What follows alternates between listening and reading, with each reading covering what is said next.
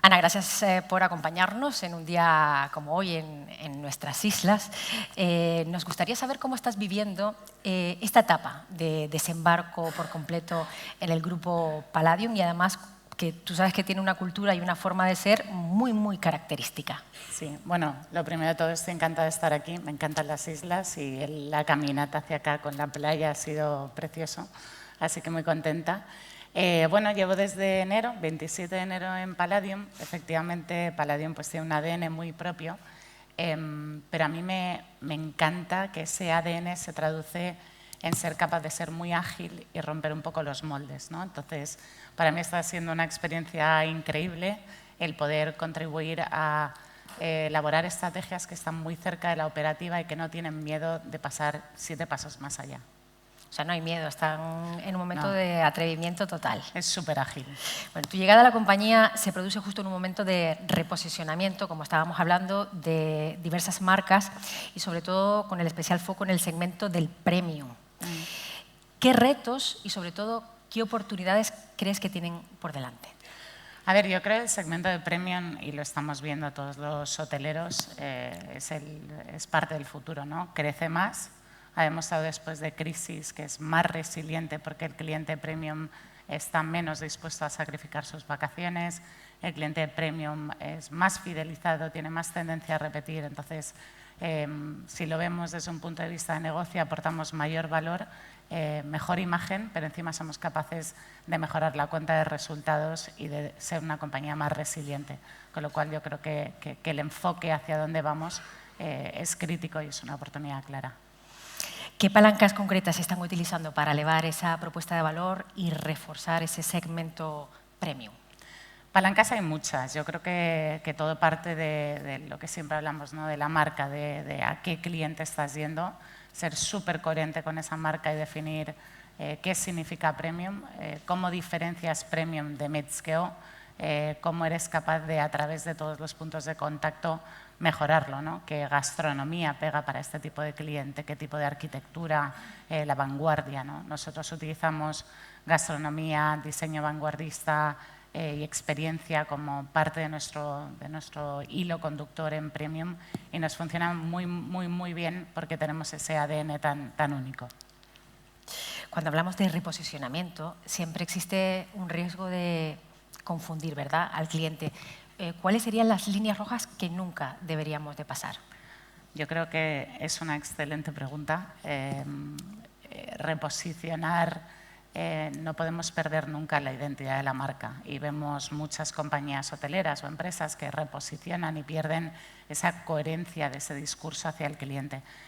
Para mí es muy importante ser capaz de entender qué es lo que somos, cómo lo diferenciamos, qué significa en todos los atributos de valor y cómo somos coherentes con ese cliente.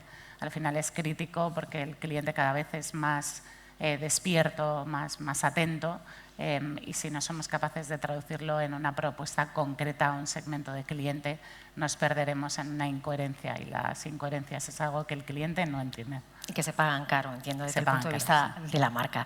El viajero actual es diferente, es un poco más sofisticado, es experimentado, a veces es difícil de convencer, ¿verdad? Hay que buscar siempre el toque, la emoción.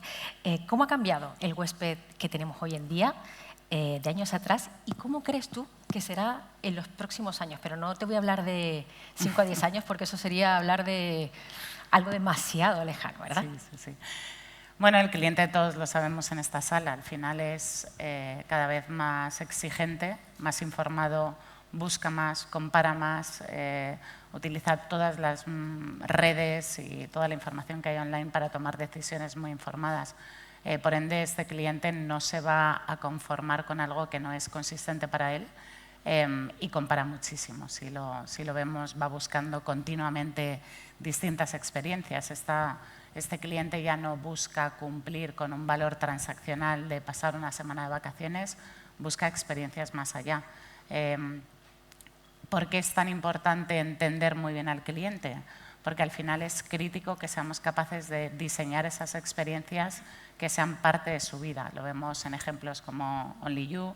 Only You es una marca cosmopolita, de comunidad, trendy y el cliente que busca Only You siente esa consistencia de marca y que esa experiencia, esa semana de vacaciones o fin de semana le aporta algo más a su vida.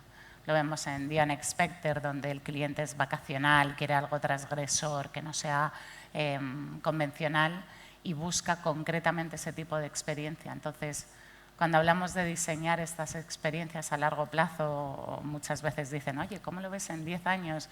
Y yo siempre digo, no, no, la experiencia es hoy. Tenemos que ser capaces de crear ese ámbito para ese segmento concreto que sea muy dinámico. El otro día leía una entrevista donde decían que el 50% de los clientes cambian de decisión de hotel en función de las experiencias que les aportan.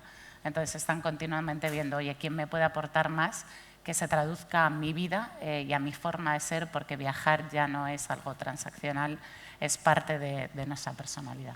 Y con ese cliente que es tan exigente y que al mismo tiempo tiene tanta información que le llega de tantos sitios para vivir numerosas experiencias, ¿cómo consigues conectar con ellos? ¿Cuáles son las claves?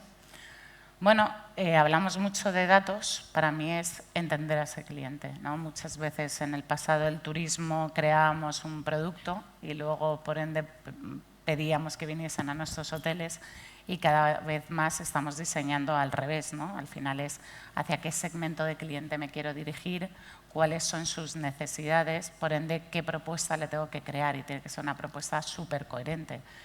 Si al final es un cliente que busca, pues como en The Unexpected, una experiencia muy wow, tenemos que ser muy dinámicos en crear esa experiencia, en ser coherentes con ella. Entonces, para mí es súper clave volcar la gastronomía, ¿no? Oye, pues es un perfil de cliente que le gusta mucho la gastronomía, que podemos hacer que sea diferenciador.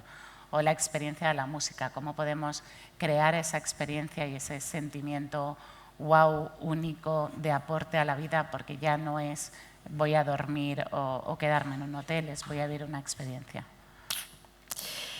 Yo no sé cómo diferenciar, Ana, entre modas pasajeras, que parece que surgen de manera continua, y las tendencias que son lo que realmente importan, porque son las que generan impacto en la persona, ¿no? Como puede ser la sostenibilidad, de lo que hablamos en este foro tan importante. ¿Cómo lo hacemos para diferenciarlo? Para mí una tendencia tiene una profundidad y una escala, ¿no? Vemos modas que no afectan al cómo compramos o cómo consumimos o cómo interactuamos con las marcas. Y tendencias son aquellas donde ves un cambio directo en esas tres patas. Tendencias, podemos hablar de well-being, podemos hablar de sostenibilidad, podemos hablar de digitalización y cómo quieren que nos comuniquemos con ellos. Y es hacia eso, hacia donde tenemos que ir trabajando mucho más en conocer estas tendencias que ya cambian el comportamiento de cómo consumen el producto y cómo son sus factores de compra. Hay muchísimas estadísticas ahí fuera, pero con un tema de sostenibilidad tan importante ya no vale el discurso de somos verdes, ya lo que quieren, como decía Javier Marín, es colaborar activamente en proyectos donde somos capaces de cambiar y donde realmente ven un discurso coherente. Entonces, las tendencias son parte de cómo tenemos que volcar la cultura de la empresa para asegurar que somos capaces de cubrir con esa nueva decisión de compra que difiere de la anterior. Durante el comienzo de esta jornada hemos hablado ya del valor de emocionar, ¿verdad?, al huésped, pero también tiene que tener en cuenta las cifras, ¿verdad? ¿Cómo transformar esa sensación en algo que sea rentable?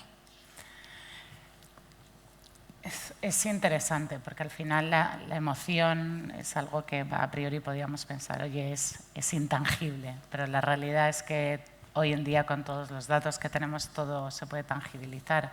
Para mí la emoción tiene que ser parte del cálculo del retorno de la inversión. Para ello, nosotros personalmente lo que hacemos es trabajar mucho en ser capaces de concentrar y testar, pilotar, medir para ser capaz de traducir esa emoción en números prácticos, ¿no? Entonces, ¿qué es lo que buscamos con la emoción? Que añada. ¿Y qué tiene que añadir?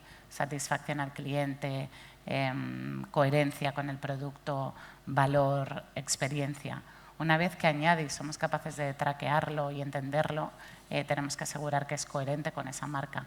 Y luego medirlo, ¿no? Decir, oye, realmente esto me aporta más a incrementos de visitas, ADR, ocupación, satisfacción. Y si todo eso se traduce en una cuenta de resultados saneada, pues ya es una idea que estamos dispuestos a escalar a través de la compañía. Entonces, para mí es pilotar, escalar, medir y volver todo el proceso una y otra vez, porque tiene que dejar huella en el negocio. Si no, es una idea pues que está muy bien y que es una emoción que aportamos, pero si no tiene trazabilidad para ello, no es una idea que vaya a ser de éxito. No serviría. Si pensamos en marcas del grupo, como por ejemplo acabas de mencionar, The Unexpected Hotels o Only You, vemos propuestas totalmente diferentes, pero sí tienen un denominador común, que es como el wow, dijiste antes, ¿no? La sorpresa, sorprendernos. Son marcas muy bien definidas, ¿no? Y parten de lo que vengo hablando toda esta conversación, que es conocer muy bien a ese cliente, ¿no? Lo decía antes, Only You es urbanita, cosmopolita, busca ser parte de una comunidad y por lo tanto el F&B, las experiencias que damos en el hotel permiten crear ese tipo de núcleo, ¿no? Unexpected pues es mucho más transgresora. Entonces, para mí es muy interesante el cómo debemos definir las marcas, porque existe el reto que si la marca no está definida, bien posicionada en el segmento que debe estar y con una coherencia, es muy difícil que tengas esa consistencia. Entonces, la consistencia entre la promesa y la operación, ser capaz de definirlas muy bien en base a clientes targetizados, donde sientan que el 360 de esta experiencia va hacia ellos, y ser capaz de diferenciar muy mucho para poder apelar a este tipo de clientes. Y además un cliente que sabe perfectamente lo que quiere y que se va a vuestros hoteles precisamente, ¿verdad? Por eso. Correcto. Bueno, ya estamos terminando nuestra entrevista. Yo quería preguntarte también, porque claro, Palladium ha aterrizado hace nada, ¿verdad? En Oriente Medio. Igual nos podría dar algún adelanto porque tienen una gran inversión de casi 100 millones, van a construir un pedazo de hotel que ya quisiera yo que se construyera aquí en Gran Canaria.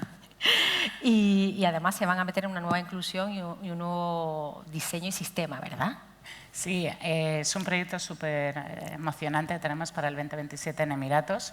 Va a ser el segundo hotel de The Unexpected. The Unexpected es la marca, un spin-off de Ushuaia. Y entramos en una región muy interesante donde van a permitir el primer casino de la región porque está en una isla. Con lo cual es un proyecto súper emocionante con un diseño muy vanguardista, donde buscamos seguir haciendo que el colibrí, que es el icono de nuestra marca, siga volando y poder traer una visión un poco más transgresora. Bueno, habrá que visitarlo si se puede. Sí, por supuesto. En el 2027 estáis todos invitados. Bueno, tomen nota porque creo que va a ser una experiencia única para todos nosotros. Vamos a presentar, Ana, si te parece, un vídeo que resume un poco la marca y sobre todo The Unexpected Hotels. Muy bien. There's a place where, besides checking in and checking out, you can check off all those things you've always wanted to do. All those don'ts that burn deep in your chest, the ones you never dared to. Got it? Let me explain. There's a place where first comes the check-in and then stay in 202. Check. Rocket in 405. Check. Wake up on the top of the world. Check. Our beds don't have headboards, so check, check, check, check, check. Hard. Sorry, babe, my battery died?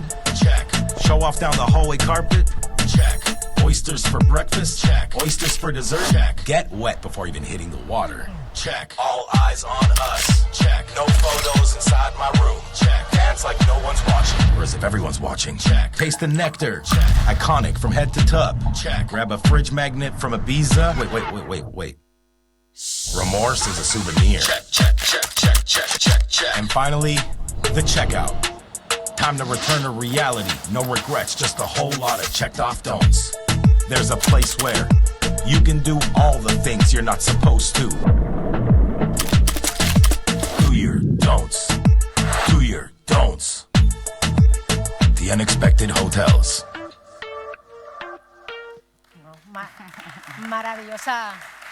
Maravillosa presentación de este vídeo tan divertido, tan atrevido, ¿verdad? Porque el protagonista se cheque en todo, hasta las cosas que no debe de hacer. Correcto. Y eso es la experiencia. Ana, muchísimas gracias por esta conversación tan inspiradora y por haber tenido tiempo para estar con nosotros aquí en este Overbooking 2025 en Gran Canaria. Muchas gracias. Gracias.